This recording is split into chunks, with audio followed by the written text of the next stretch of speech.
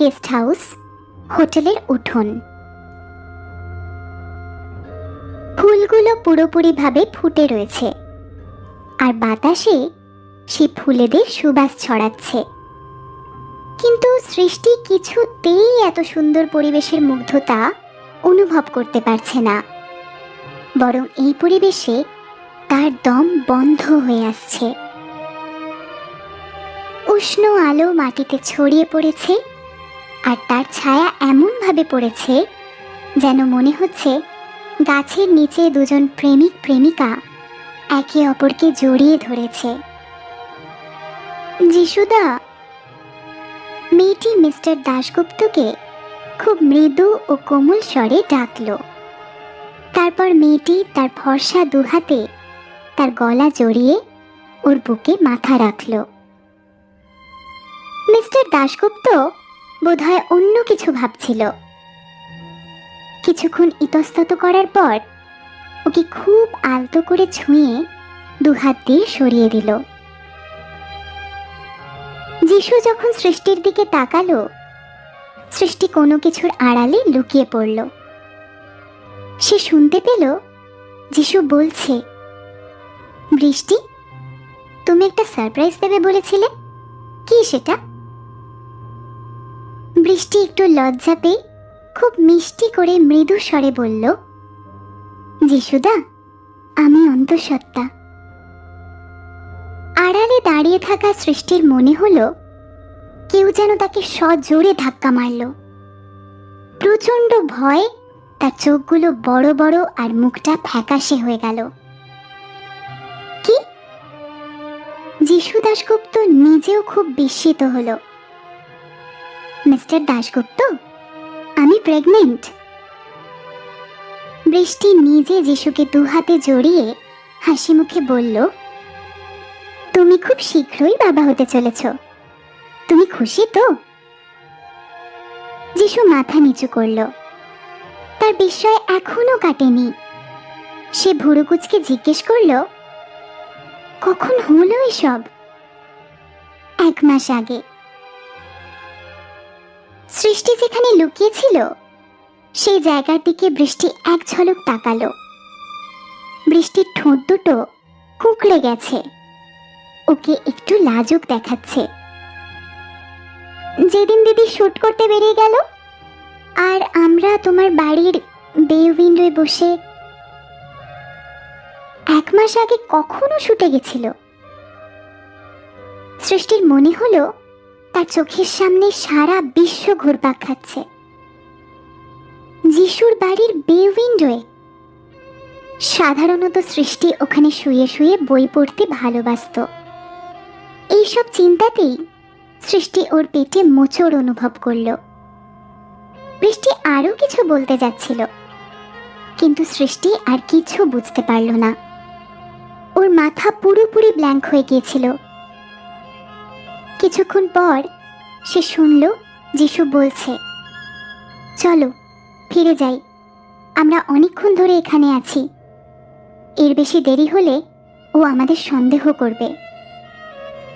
ঘনিষ্ঠতা শেষে ওরা লিভিং রুমে ফিরে গেল। সৃষ্টি কাগজের মতো ফ্যাকাশে হয়ে গেল। ওর মনে হলো যেন ওর হৃদয় বিদীর্ণ হয়ে যাচ্ছে। তার রক্তবর্ণ ভেজা চোখেও সে দেখতে পেল যিশু বৃষ্টিকে তার 2 হাত দিয়ে আঁকড়ে রেখেছে এবং ওরা তার দিকেই এগিয়ে আসছে। ওদের আসতে দেখে ভয় পেয়ে সৃষ্টি দৌড়ে চলে গেল। সৃষ্টির মাথা ঘুরছিল আর সে খুব দুর্বলও ছিল। উপরন্তু সৃষ্টি মদ্যপ ছিল, তাই চারপাশে যা ঘটছে সেই সম্পর্কে ওর কোনো ধারণাই ছিল না। দৌড়ানোর সময় হঠাৎই কালো পোশাক পরা কিছু মোটা মানুষের সাথে ওর ধাক্কা লাগে। ও ক্ষমা চাইতে যাবে, এমন সময় ওই লোকগুলোর মধ্যে একজন ওকে খুব শক্ত করে ধরে বলে, এই তো ওই মেয়েটা যাকে আমরা খুঁজছি, নিয়ে চলো একে। এই কিসে? ওরা কি ভুল লোককে নিয়ে যাচ্ছে? সৃষ্টি বেশ কিছুক্ষণ ধস্তাধস্তি করল, চেষ্টা করল ওদের বাধা দিতে, কিন্তু সে শক্তি ওর মধ্যে ছিল না। তারপরেই তার প্রচণ্ড মাথা ঘোরা শুরু হলো এবং শীঘ্রই তার চারিদিক ঝাপসা হয়ে যেতে লাগলো এবং সে অচেতন হয়ে পড়ল।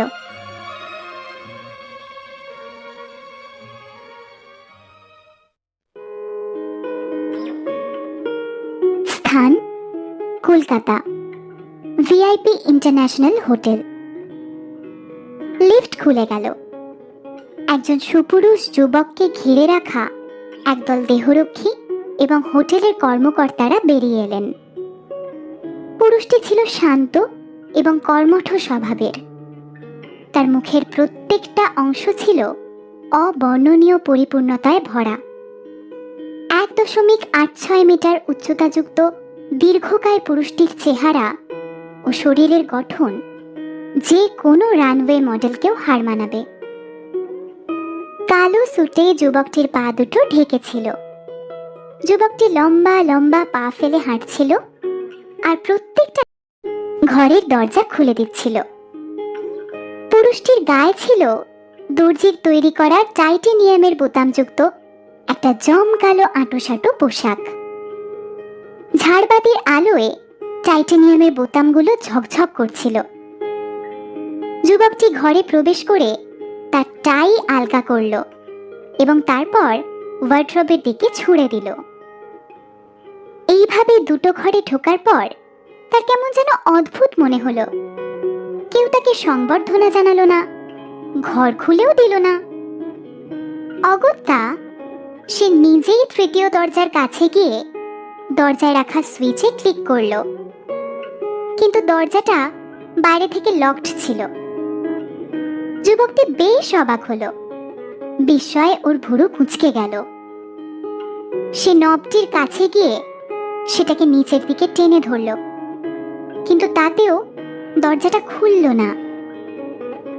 যুবকটির মুখটা কালো হয়ে এলো এবং ঠিক সেই সময় তার সেলফোনটি বেজে উঠল। ট্রু কলার আইডিতে নাম উঠল ঋদ্ধি সান্যাল। সে ফোনটা ধরল এবং ও প্রান্ত থেকে একটা উদ্ধত পুরুষ কণ্ঠ শুনতে পেল। মিজদা, তুই ফিরে এসেছিস? আমরা তোর জন্য স্পেশালি একটা গিফট এনেছি। দেখেছিস তুই? তোর পছন্দ হয়েছে? যুবকটির সুন্দর মুখে রাগের চিহ্ন ফুটে উঠল। তির্যক দৃষ্টিতে তাকিয়ে খুব উদাসীনভাবে শুধল, কি করছিস ওখানে? দরজাটা খোল। মিজদা, তুই জাস্ট তোর ওই সুন্দরের দিকে ফোকাস কর আর এনজয় কর। এই প্রথম আমি তোকে কোনো ছিমছাম রুচিশীল ঠিকঠাক দেখতে একজন